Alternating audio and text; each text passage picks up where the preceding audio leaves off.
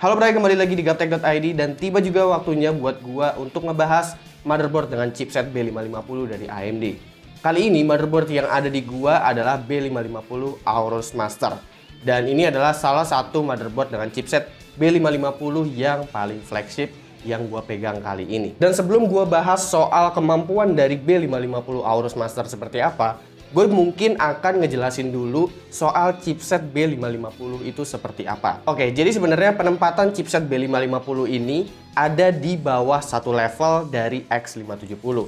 Yang berarti X570 itu posisinya tetap berada di atas. Nah, perbedaannya apa sih antara X570 dan juga B550? Yang pasti, chipset B550 sendiri udah mendukung untuk AMD Ryzen generasi ketiga atau Ryzen 3000 series, terkecuali adalah Ryzen 3000 series EPU seperti 3200G atau 3400G. Karena 3200G dan 3400G itu masih menggunakan arsitektur Zen Plus, yang berarti masih belum termasuk ke dalam Ryzen generasi ketiga. Sebenarnya perbedaannya antara B550 dan X570 itu sebenarnya tipis banget sih. Karena perbedaannya itu ada di bagian PCI Express generasi keempatnya. B550 udah mendukung PCI Express generasi keempat, akan tetapi hanya mendukung PCI Express generasi keempat dari PCIe lane yang ada di CPU aja. Jadi general purpose lane-nya atau yang ada di dalam chipsetnya ini untuk PCIe lane-nya itu masih PCI Express generasi ketiga. Sementara kalau X570 itu dia udah full menggunakan PCI Express generasi keempat. Tapi bukan berarti kalian nggak bisa menggunakan PCI Express generasi keempat. Tentu kalian tetap bisa menggunakan PCI Express generasi keempat seperti NVMe SSD Gen 4 atau VGA card yang udah mendukung PCI Express generasi keempat. Lalu untuk B550 sendiri ada perkembangan di bagian I/O-nya, dimana untuk bagian I/O-nya ini sekarang udah mendukung untuk USB 3.2 Gen 2 dan untuk jumlah portnya juga akan mendukung lebih banyak lagi untuk slot ekspansinya. Dan yang paling terakhir, B550 tentunya udah mendukung untuk overclocking, jadi semua motherboard dengan chipset B550 pastinya bisa overclock untuk memori dan juga untuk overclock CPU. Oke, harga terendah untuk motherboard Gigabyte itu sebenarnya ada di angka 1,8 juta, yaitu ada di seri B550M DS3H. Tapi yang ada di gua ini adalah seri yang paling mahalnya, yaitu B550 Aorus Master. B550 Aorus Master ini jujur aja memang harganya tinggi banget, karena udah deket-deket ke X570 yang flagship. Harganya sendiri ada di 5,95 juta rupiah. Tapi dengan harga yang diberikan untuk B550 Aorus Master, justru gue malah jadi bingung, gue harus pilih motherboard B550 Aorus Master ini atau X570 yang lebih murah sekalian ya. Karena alasan pertama ini adalah konfigurasi VRM yang diberikan dari B550 Aorus Master. Jadi di B550 Aorus Master ini dia menggunakan True 16 phase digital VRM, konfigurasinya itu 70 ampere power stage. Ini yang digunakan adalah Infineon TDA 21472. Konfigurasinya adalah 14+2. 14 untuk V-Core dan 2 untuk SoC. PWM controller yang digunakan adalah Infineon XDPE 132G5C. Controller ini udah mendukung 16 phase, jadi ini memang no doubler. Konfigurasi VRM ini juga sama persis dengan X570 Aorus Extreme yang harganya 12 juta lebih motherboardnya. Perbedaan dengan Aorus Extreme hanya di bagian PCB layernya, karena B550 Aorus Master hanya menggunakan 6 layer PCB. Sangat memungkinkan motherboard ini untuk menjalankan CPU 16 core seperti Ryzen 9 3950X yang powernya sangat besar. Di sini menandakan bahwa B550 diset untuk jangka panjang dan seluruh kelas CPU Ryzen. Heatsink yang diberikan juga bukan sembarangan. Ini direct touch heat pipes letter L menyelimuti seluruh area MOSFET. Lalu kalau kita mau bahas I/O-nya, ini I/O-nya juga nggak kalah menarik dan bahkan di kelas-kelasnya X570 aja nggak ada yang sebanyak ini. Karena di sini udah ada 5 kali USB 3.2 Gen 2 plus 1 kali USB Type-C 3.2. Lalu ada Wi-Fi 6, 2,5 GB Ethernet, HDMI, Hi-Fi audio, abis itu ada QFlash Plus yang berfungsi untuk update BIOS tanpa colok CPU dan memori. Sayangnya, untuk motherboard flagship itu di bagian belakang belum ada tombol seperti tombol power ataupun tombol flashback BIOS atau clear CMOS di bagian belakang. Karena fungsinya dari QFlash ini hanya untuk update BIOS aja sebenarnya, bukan untuk flashback atau clear CMOS. Oke, lalu kita bahas soal desain dari B550 Aorus Master. Jadi desainnya ini dia berwarna hitam ya dengan LED RGB di area cover heatsink. Habis itu tampilannya lebih stealth daripada seri-seri board Aorus sebelumnya. Terdapat 3 slot M.2 dengan thermal guard Ketiganya udah mendukung NVMe Gen 4 ataupun Gen 3. Tersedia 4 DIMM memori DDR4 dengan konfigurasi dual channel, lalu slot memori udah terlapis dengan Armor Shield serta udah mendukung double capacity memory. Sehingga ini udah bisa sampai 128 GB. Slot PCI Express pertama yang di atas adalah PCI Express Gen 4 x 16 melalui PCIe LAN CPU. Slot PCI Express yang di bawah adalah PCI Express Gen 3 x 16 yang terhubung dengan LAN dari chipset. Internal I/O cukup lengkap, bahkan tersedia 2 water pump header, sensor noise, dan sensor suhu apabila kalian ingin menggunakan third party sensor. Sayangnya nggak ada tombol clear CMOS di sini, cuma tersedia jumper untuk clear CMOS aja. Lalu nggak ada tombol start atau reset, cuma tersedia LED postcode aja. Tapi seenggaknya itu udah sedikit membantu buat kita troubleshooting. Tombol fisik untuk menunjang OC sedikit ya, meskipun Mobo ini udah sangat capable sebenarnya. Jumlah slot SATA itu ada 6, CPU power menggunakan 8 plus 4 pin, dan selebihnya kalian bisa cek di website Gigabyte lah ya. Linknya nanti gua taruh di deskripsi. Oke, untuk metode pengujiannya gua nggak akan tanggung-tanggung, gua akan langsung pasangin CPU 16 core dari AMD Ryzen, yaitu Ryzen 9 3950X. Lalu gue juga menggunakan cooling Enermax Liqtech 2360 untuk make sure suhu 3950X-nya terjaga. RAM G-Skill Trident Zinio 2x8 GB DDR4 3600, Aorus RX 5700 XT, Aorus NVMe SSD Gen 4 1TB untuk sekedar ngecek PCIe Gen 4-nya, Cooler Master Silent Pro Hybrid 1300 Watt. Oke, untuk ngecek lebih lanjut, gue akan kasih lihat dulu tampilan BIOS-nya ini seperti apa. Oke, jadi ini adalah BIOS dari B550 Aorus Master. Tampilannya di sini udah kelihatan, udah lebih kekinian daripada seri-seri sebelumnya ya. Meskipun masih agak-agak klasik juga. Untuk pengaturan-pengaturannya di sini juga udah cukup expert, meskipun ini chipset kelas menengah, tapi nggak sebanyak menu-menunya X570 sih. Terus di sini juga ada settingan-settingan untuk CPU-nya. Habis itu juga di sini untuk profile XMP-nya 3600, dan di situ udah gua OC ke 3800 ya. Terus ada high frequency supportnya juga, itu level 3 gua pasang situ asal-asalan aja sih.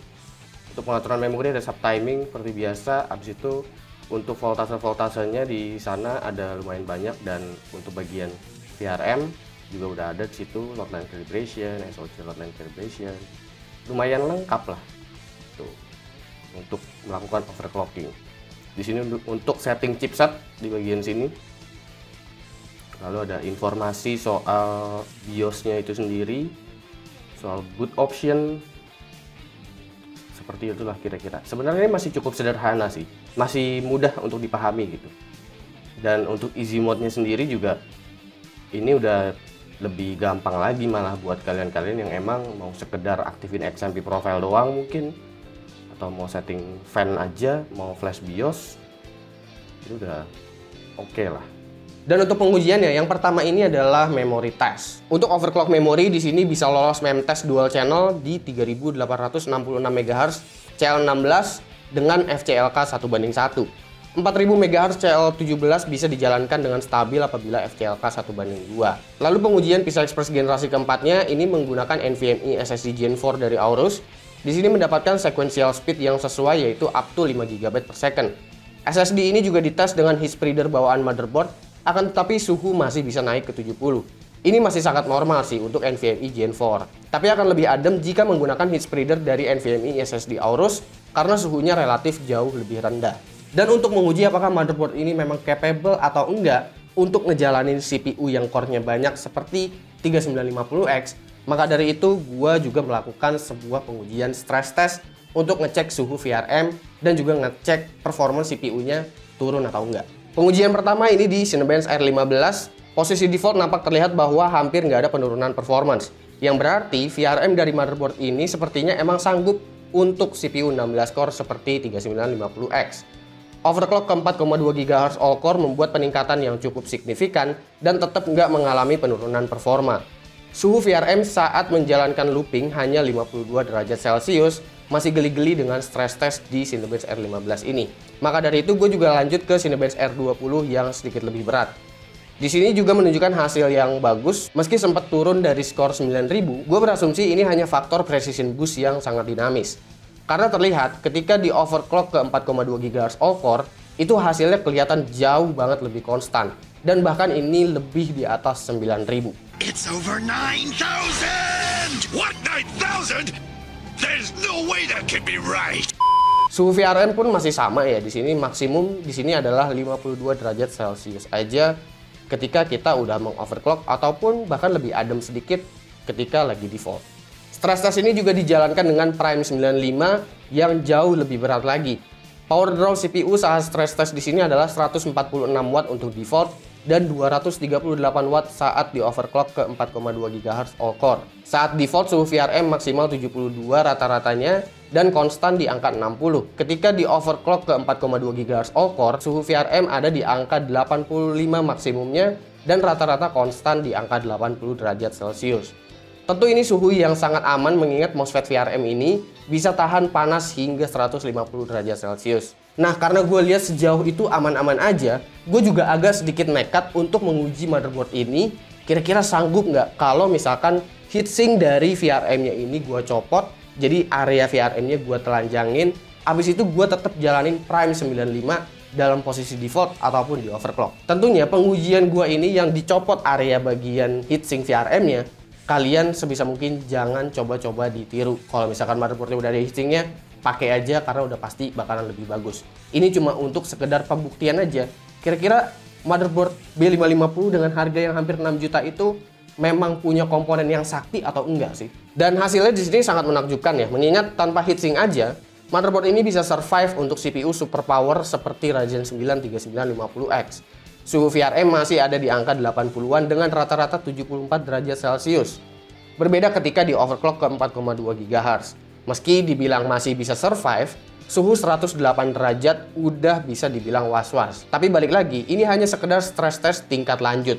Harap untuk nggak meniru stress test dengan mencabut heatsink VRM seperti ini. Ini hanya sekedar pembuktian bahwa Aorus emang seniat itu untuk B550 Aorus Master. Maka menurut gue wajar aja ya kalau motherboard ini dibanderol dengan harga 5,95 juta rupiah. Dan gue cukup mengerti, untuk beberapa orang memang sepertinya harga segitu tuh bisa dibilang tinggi. Nggak semua orang bisa menjangkau itu. Tapi kalau diperhatiin lagi, ini motherboard punya desain VRM yang sama loh dengan motherboard di seri X570 yang harganya itu 12 jutaan. Fitur-fitur pun nggak kalah menarik, I/O pun bahkan ini lebih lengkap dari beberapa X570 yang udah beredar di pasaran. Kekurangannya mungkin untuk kelas B550 super flagship seperti ini gua rasa ya itu tadi, nggak adanya tombol-tombol fisik yang mendukung untuk fitur overclocking. Padahal motherboard ini gua rasa sangat capable banget untuk melakukan yang namanya overclocking. Bahkan untuk profesional sekalipun. Tapi gue rasa apabila lu pengen rakit PC dengan CPU Ryzen yang jumlah core-nya banyak, seperti Ryzen 9 3900X atau 3950X, tapi lu males beli X570 yang harganya 10 juta ke atas, gue rasa sih ya lu sebaiknya beli motherboard flagship di B550 aja. Karena untuk flagshipnya di harga kurang dari 6 juta itu, lu mendapatkan desain VRM yang tadi gue sebutin lah berkali-kali. Bahkan untuk beberapa motherboard X570 flagship tahun lalu aja, itu gak ada yang dikasih VRM seperti ini. Dan menurut gua emang sepertinya B550 ini ditempatkan hampir untuk semua orang ya. Jadi B550 ini posisinya kayaknya mainstream banget. Jadi mulai dari yang murah banget ada, kalian bisa menjangkau itu di harga 1,8 juta. Dan kalau kalian mau pakai CPU yang super flagship sekalipun, seperti Ryzen 9 3950X, itu kalian juga masih bisa dapetin dengan harga yang masih lebih murah dan bahkan 2 kali lebih murah daripada flagship X570 dengan desain VRM yang sejenis. Jadi marketnya udah berbeda banget dengan B450 ya.